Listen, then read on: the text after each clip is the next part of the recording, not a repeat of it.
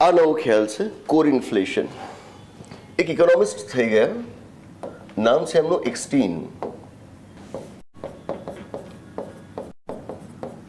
કદાચ આ આઇકસ્ટાઇન પણ વંચાતું હશે, હું નથી જાણતો. પ્રોનાઉન્સિએશન્સ મે ડિફર. એક્સ્ટીન હોઈ શકે કે આઇકસ્ટાઇન હોઈ શકે. આઇન્સ્ટાઇન હતા ને, એનનો જ ફરક છે. એમણે કોર ઇન્ફ્લેશનનો કોન્સેપ્ટ આપેલો હતો. What is core inflation? એક્સ્ટીન કહે છે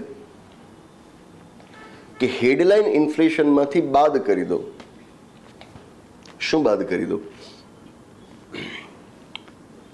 તો કહે છે કે એક તો ફૂડ પ્રોડક્ટ્સ, ખાદ્ય બનાવટો, અને બીજું એનર્જી પ્રોડક્ટ્સ.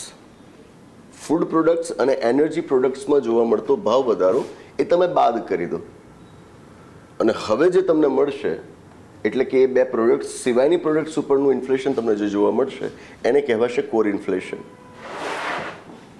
ફરીવાર, હેડલાઇન ઇન્ફ્લેશન એ ટોટલ ઇન્ફ્લેશન છે. એમાંથી બાદ શેને કરવાનું છે? ફૂડ અને એનર્જી પ્રોડક્ટ્સમાં જોવા મળતા ઇન્ફ્લેશનને. જે બચ્યું એને કહેવાશે core inflation. What is the concept?